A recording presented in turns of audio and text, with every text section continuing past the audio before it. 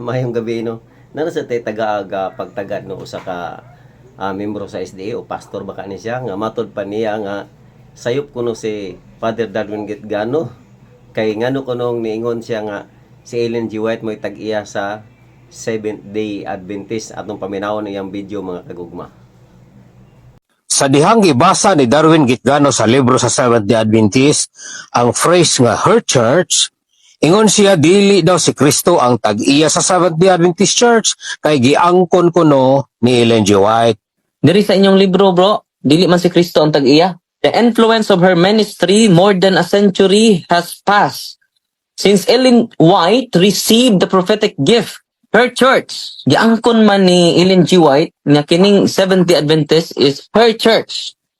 Ato lang pasayloon ang pare tungod kay sa 12 years niya nga pag-eskwela sa seminaryo, mao ra gyud in taon ang naabot sa iyang utok. Ang phrase ba nga her church nagpasabot nga siya ay tag-iya sa iglesia? No. For example, I took my daughter to her school. Buot may pasabot nga ang akong anak mao'y tag-iya sa eskwelahan? No. Atong pasabton si Darwin. Ang phrase nga her church refer to the church where she belong. It indicates personal connection, not ownership. Kasabot na ka, Darwin? Mga kagugma matod pa niya na pasayloon tani si Father Darwin Gitgano kay sa 12 ka tuig sa iyang pag-eskwela mao ra gyud tawo naabot sa utok. Grabe ka garbuso niya taong istorya. Sa iyang mga pinulungan no, yung statement, murag siya pinakahod, ako ray kamaw kamutan sayop mo. Garbuso ra kaayo. Pero sige lang kay inana magini sila. So kanang pag-ingon diha nga kanang her church kana nga praise nga matod pa ni Father Gitgano, si Ellen G. White malagi tagyaan ni. Kaning Seventh-day Adventist. Kabalo kag si nagpalusot sila.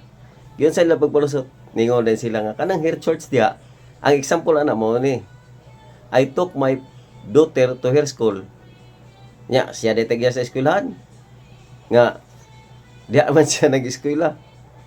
Dili na magamit imuhang example igsoon. Kay kanang ingon nga siya bay tagya sa eskwelahan, siya gyud kung naamoy mo na siya ang unang meaning ana. Kana I took my daughter to her school. But pasubot. The school belong to the daughter. Ang second meaning ana, the school she attends. Muna siya ang ikaduha nga meaning. So, kung ay mo pasabot, the school she attends, sakto ka, correct ka muna. Pero sa sitwasyon ni Ellen G. White, dili ni muna magamit. Kay kanang pulong her church jud na. Mao gina siya ang meaning ana. Dili na nimo na matagahan pag laing meaning nga miingon ka nga the church where she belongs. Wala dili na mao. Ngano man kay sa preceding manggod ana nga lantugi sa pangutana ni Padre Darwin Gitgano before nigiya na gi pangutana nangutana pa siya glaen kinsa man ang founder sa Seventh-day Adventist. Yang gibasa sa may yang gibasa si James White, si Mrs. White, kana si Ellen G. White. Dayon si Joseph Bates o si Jane Andrews. Kining upat man lagi mo founder. Wala man lagi si Kristo ani bro. O simple ra kay pangutana, di ba? Pero sa sitwasyon ni Ellen G. White, dili ni mo na magamit nga naman kay si Ellen G. White founder manggod. Founder siya. One of the founders of the Seventh-day Adventist. Usa gyud siya sa tag-iya. Mo nang sa her church. Tag-iya gyud siya. Kanang inyuhang tubag.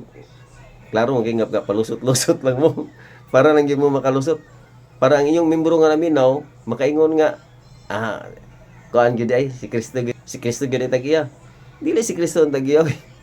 Ngano man ang Kristong gitukod siya gyud mismo mo'y nagtukod. Siya ang founder. Nasa tuig 33 niya gitukod niya layo